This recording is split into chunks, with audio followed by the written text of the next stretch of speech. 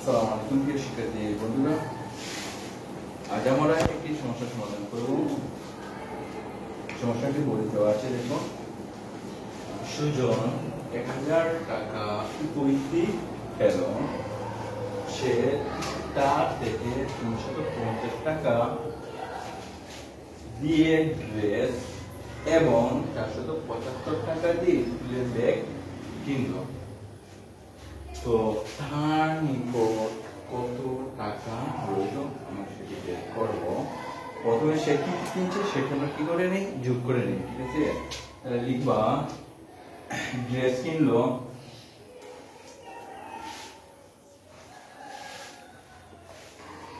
Dress কিনলো কত টাকা, 350 টাকা।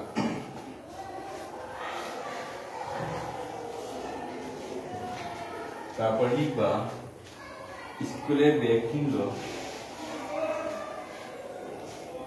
ব্যাগ কিনলো, লিখবা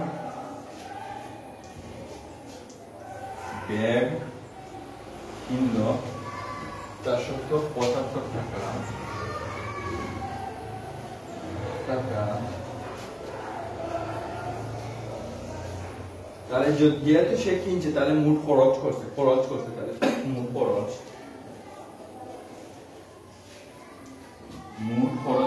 কিনলো, মোট খরচ। দেখো 5 সাথে 0 যোগ করলে 5ই হয়, ওকে। এবার 7 আর 5 যোগ করলে কত হয় বলো তো দেখি। 7 আর 5 যোগ করলে কত হয়? 12। হ্যাঁ, 12 2 বসাবো, আর দেখো কত 1। এবার 4 আর 3 কত 7, হাতে রেখে এত টাকা। হ্যাঁ,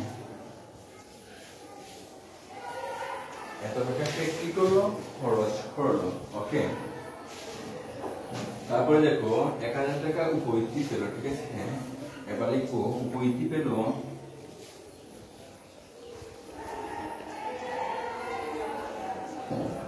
উপবৃত্তি পেল, বলো তো দেখি উপবৃত্তি কত টাকা পেল।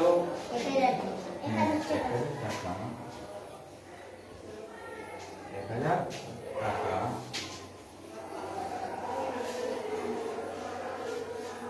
তারপরে লিখবো খরচ করলো, মোট খরচ করলো,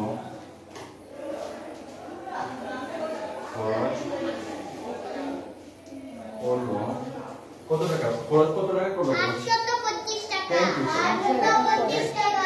কথা বলতে হবে না, সবাই কথা বলতে হবে।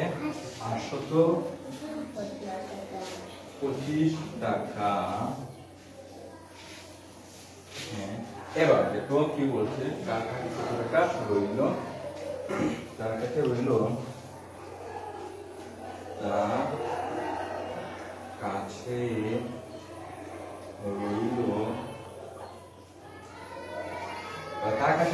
কি করে বের করতে হবে, কত টাকা থাকলো রইল বিয়োগ করে। হ্যাঁ, বিয়োগ করে বের করতে হবে, বিয়োগ করে।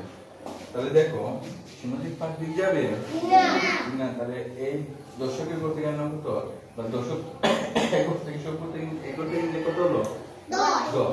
10 থেকে 5 বিয়োগ করলে কত থাকে 5 থাকে। হ্যাঁ, কেন 10 থেকে কত থাকলো 9।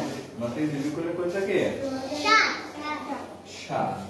তারপরে 17 থেকে কত থাকলো 17 থেকে করে কত থাকলো 8। না 17 থেকে করে আবার 9 থাকলো, কত থাকলো 9, ঠিক আছে। এবার 9 থেকে 8 বিয়োগ করলে কত থাকে 1 থাকে, ঠিক আছে। 1 থাকে। তারপরে এই 1 তো আর এখানে আর নাই, এখানে অলরেডি নিয়ে নিচ্ছি, ঠিক আছে। তাহলে 175 টাকা, ঠিক আছে। তাহলে উত্তর কত টাকা হলো? হ্যাঁ, 175 টাকা। বুঝতে পারছো? হ্যাঁ, যদি বুঝতে পারছো তাহলে তোমাদেরকে অনেক অনেক ধন্যবাদ।